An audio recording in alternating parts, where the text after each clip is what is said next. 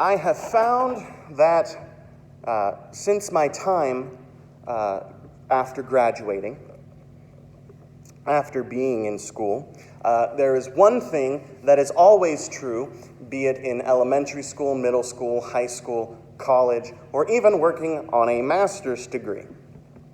You will never, in your entire life, be more popular in school than when you open up a pack of gum.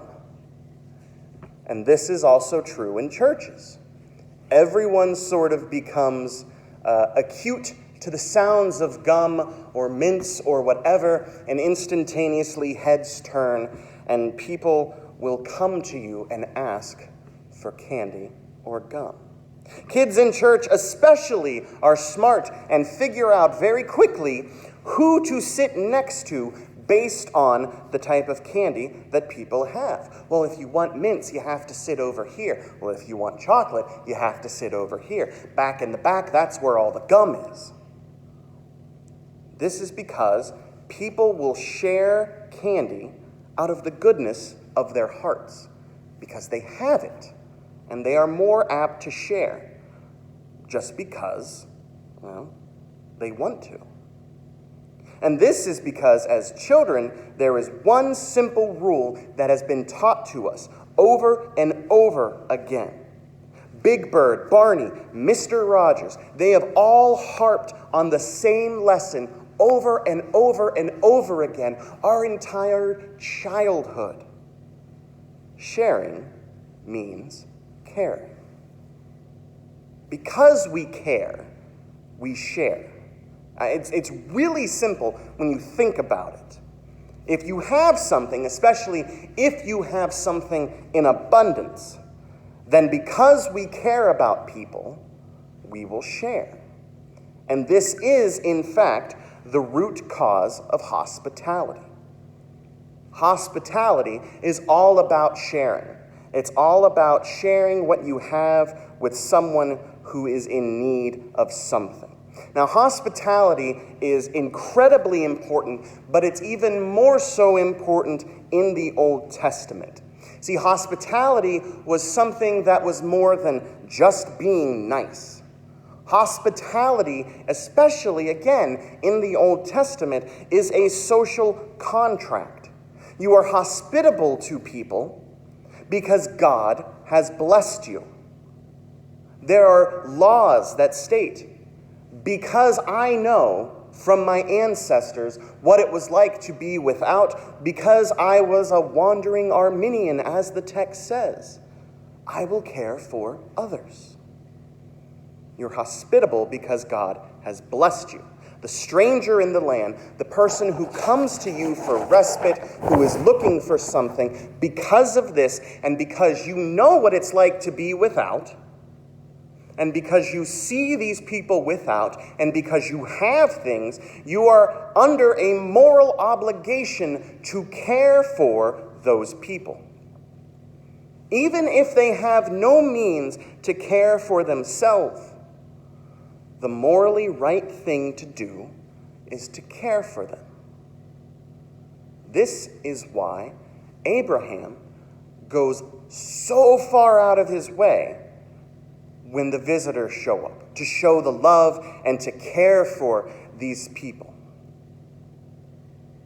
He sees them, and they don't appear as angels. Now, we know later on in the text it's kind of revealed they're emissaries from God. He doesn't see that first. What he sees are three men walking around during the hottest part of the day. Did you notice that in the text? Abraham is sitting by the entrance tent. In this little village that's kind of set up, he's sitting by the entrance tent. These three people show up. These three men show up. It's the hottest part of the day. It's about noon. And then we see Abraham's response. He sees these people coming towards him. He gets up and goes to them. He doesn't just wait for them to come to him and to ask for stuff. He literally gets up and goes to them. Then he prostrates himself, lowering himself on the ground, literally begging them to let them be served by him. It's a hot day. You need some water. You need some rest. We have some food. Of course you want to eat some food. I mean, look at what he does. He after they say, yeah, we'll come in and we'll sit a spell and we'll eat, he runs in the house. He says, Sarah, make bread. We have guests. Hurry up, make quick bread. Then he runs over to the shepherds. And he says, this is a nice, beautiful calf. He picks it up, runs back over to another tent, goes to the butcher, the cook, whatever. And he says, cook it quickly. We have people that need fed. And then he gets curds, and he gets milk, and he gets the bread, and he gets all of this stuff together, and he sits it in front of them, and they eat, and they relax. Now, Abraham does not do this for some kind of reward. Nowhere does it say, I am going to get a reward if I do these things. Abraham is doing these things because it's right. Because it's decent. It's done because the cultural norm is one bent for hospitality. He literally goes out of his way to make sure these people have not only food, not only drink, but the best stuff that he has to offer. The best calf, fresh baked bread. He goes all out for his guests simply because he has more than enough. Now, this passage also contains the blessing of Sarah and the proclamation that she will give birth. And of course, upon hearing this, because people don't talk about this, she was actually kind of eavesdropping on the whole thing. Of course, because of this, she laughs and she thinks, well, I'm old. Abraham is old. Logically, since it is, quote, past the time of her to be a woman, she can't have kids. And yet, we know that nothing is impossible for our God. And in fact, God granting them a child, granting them Isaac, not only goes along with God's plan, but in and of itself is an act of hospitality. See, in order for God's presence to be known, God needs to build a family. And we know that he has made a covenant with Abraham, the Abrahamic covenant. And God tells him a simple truth. I, God, am going to bless you. Abraham has not really done anything to earn this blessing. It is just God saying, I am God, I am blessing you. Your part in all of this, God says, is the fact that since I am blessing you, you then will be a blessing to the nations. God's gift of Isaac goes along with blessing others. Abraham has been blessed so that he can in turn be a blessing to others. Because of Abraham, we have the faith that we have today. And all of this is done via sharing. Now, this idea of sharing even shows up in our gospel text today. The harvest is plentiful, Jesus says, but the workers are few. See, Jesus is walking around doing what he does, healing people, casting out demons, teaching and proclaiming the good news that the kingdom of heaven is here now. And he looks and he sees a throng of people, just a massive amount of people. And he sees them all there. And he looks around. He's got 12 guys hanging out with him. All of these people in need. And he looks at himself. And he says, The harvest is plentiful, but the workers are few. It's because Jesus understands that there is more than enough for the harvest. Jesus has an overabundance of things to harvest. And in fact, that's an important thing to understand.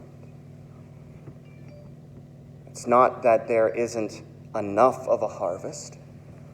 It's that, in fact, there is too much of a harvest. The fundamental problem is not scarcity, but a reluctance to share God's gifts, because he only has a handful of people who want to be about the work of God. He only has a handful of people who really want to do this. There's so much to be done, so many things to help, and yet I don't have enough. Not scarcity, but a reluctance to share God's gifts. Naturally, anyone can help share things that come from God. You can share the good news.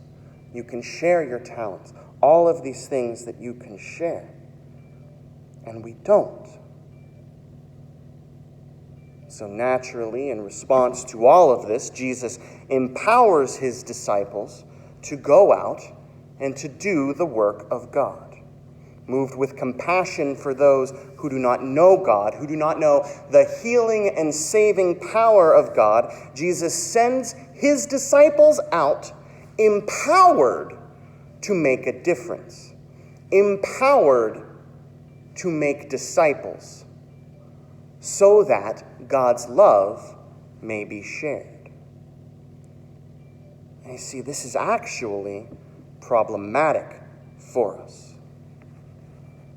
See, the whole thing is that there is an abundance, but there's not enough sharing going on. We grasp onto God, we grasp onto Jesus, and we take them and we personalize them and make them suit our own needs, and we contain God in our buildings and in our theology, but we don't share. And if we're being honest, this isn't just about spreading the gospel like we should be. We know we're supposed to do that. And we still have issues with that, but we know that that's what we're called to do. We understand that. And each of us, in our own way, we're trying. We're working hard to get it right. And we're committed to start sharing the gospel, both in word and deed, with the understanding that we have been blessed, so we then have an obligation to be a blessing. The problem, the real problem, is that our world, our society, is so filled with an absolute abundance where we have more than enough, and yet, for some reason, resources aren't being shared. Goods aren't being shared. It's not just about going and doing the work of God. We know we're supposed to do that. But true hospitality looks different. And true sharing looks different than just saying, y'all need Jesus. Instead of being the children of God like we're supposed to, we hoard things. We don't share. It's reflective of our theology, and it spills into our everyday lives. If we have a theology all about the individual, then we're not being the workers that God needs for the harvest. If your theology is only about the individual, then our lives will only be about the individual. I came across a note the other day.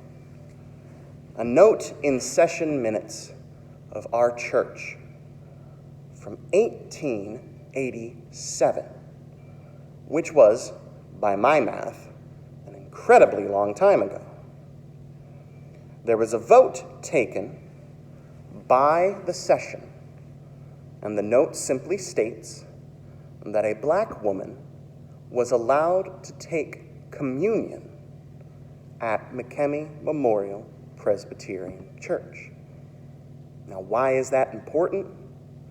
Because we're talking about the 1800s. We're talking about a time post-Civil War, but we're talking about a time where there was still a lot of segregation. And in fact, the session even had to take a vote on the whole thing. Could a black woman take communion with us? And they voted that she was able to. The session back then understood something very fundamental. It's not about race, it's not about gender or any of these things. It's about the fact that somebody, an outsider, came to the session and wanted to partake in the Lord's Supper. Knowing that they have an abundance, knowing that they have this gift in Jesus Christ, the session made the right vote and let it happen. An act of hospitality, an act of sharing. People all the time worry and bemoan about the state of the world, about the state of the country. We are upset at the fact that poverty exists, for example. And people say they want to help. And I truly do believe that a lot of people desperately want to help. And yet, if all peoples just chipped in, people would have more than enough. The problem of poverty isn't the same problem that the problem of poverty is the same problem that Jesus has when it comes to the harvest. Of course, there's enough. There is enough people to harvest, Jesus says. But people don't want to share. They don't want to do the work. Because of this, in our individual-focused theology, because it exists there, because people just don't care enough to share, because it's all about me, me, me. Because that's in our theology. It's in our society. And this, my beloved, this is a grave misjustice. This is something that must be corrected for the betterment of the world. As it just so happens, it is Abraham, Father Abraham, who gives us the answer. We take what we have. We take everything that we have, and we actually be about ministries of hospitality, ministries of sharing. It's not just about sharing the gospel. We have been blessed to be a blessing, period. This is about being committed to sharing in general, because we understand what it is that God has given us, because God has blessed us. And out of that blessing comes a moral responsibility and obligation to reach out to all peoples, regardless of how they look, regardless of how they act. All peoples, just like that session did in 1887 when it was not popular to do so. Reaching out to those who need something in the community, in the world. That's what we do. It is time for us to not only remember that sharing means caring, but it is time for us to be committed to this idea. Can we solve problems of poverty in this world? Yes, we absolutely can. We just have to fix our theology and stop looking at people as not worth our time and stop looking at people as being the other. Our theology needs to be about the lessons we learned oh so long ago, and not just remembering those lessons, but being committed to those lessons. Sharing means caring. Amen.